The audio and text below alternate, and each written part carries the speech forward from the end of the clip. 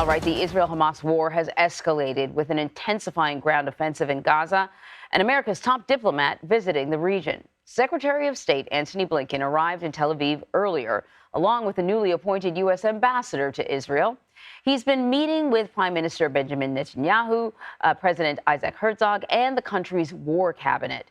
Blinken is expected to push for a humanitarian pause in Gaza, a move the White House says will help facilitate aid deliveries and safer evacuations. On the battlefield, Israeli forces say they hit a number of targets in Gaza overnight, killing another Hamas commander. Israel's military now claims its troops have surrounded Gaza City. This is a major development as the country takes aim at Hamas's military infrastructure. And adding to all the escalations, Reuters reports thousands of cross-border Gazan workers in Israel and the West Bank have been sent back to Gaza today. Israeli Prime Minister Benjamin Netanyahu's office said yesterday that, quote, workers from Gaza who were in Israel on the day of the outbreak of war will be returned to Gaza. So joining me now with more on all that is going on from Israel is CBS News foreign correspondent Ian Lee. Ian, good morning. Always good to see you.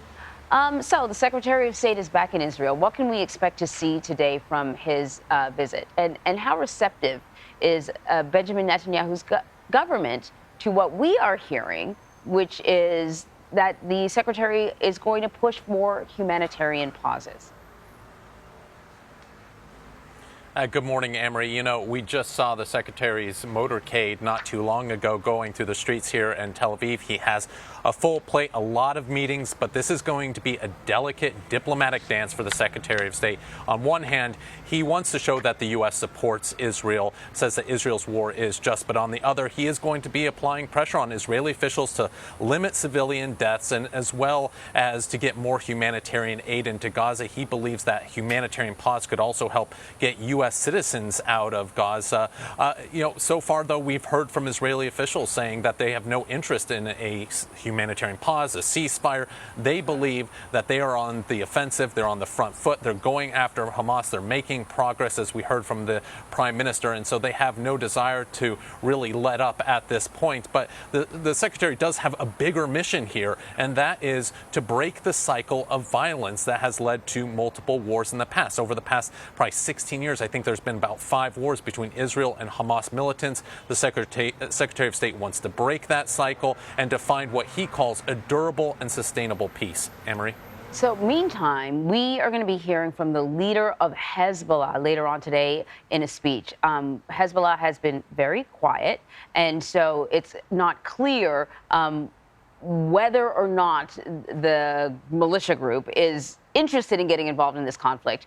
Hearing from him is perhaps also hearing a little bit from Iran, because Iran finances and backs Hezbollah. What are we going to be listening to very closely?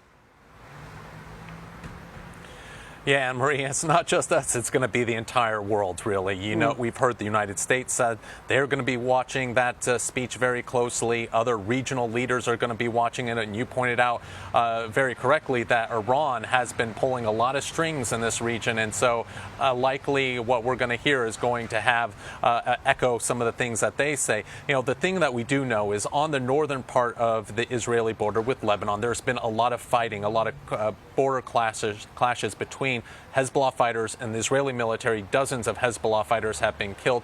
And we've seen that violence simmer for the most part, escalating at times, but not really turn into this full-on second front that a lot of people have feared. And that's what we're going to be listening for today, seeing where is Hezbollah's direction in this? Where do they want to take this fighting? Are we going to see a second front in this war, or are we going to see more of that low-intensity border clashes that we've seen over the past 3-4 weeks now? And so that is going to be interesting to see. Also, does he mention Iran? We know Iran has been not only supporting Hezbollah, but also militias in Syria who've been firing rockets into Israel, and also the Houthi rebels in Yemen who've launched ballistic missiles at Israel.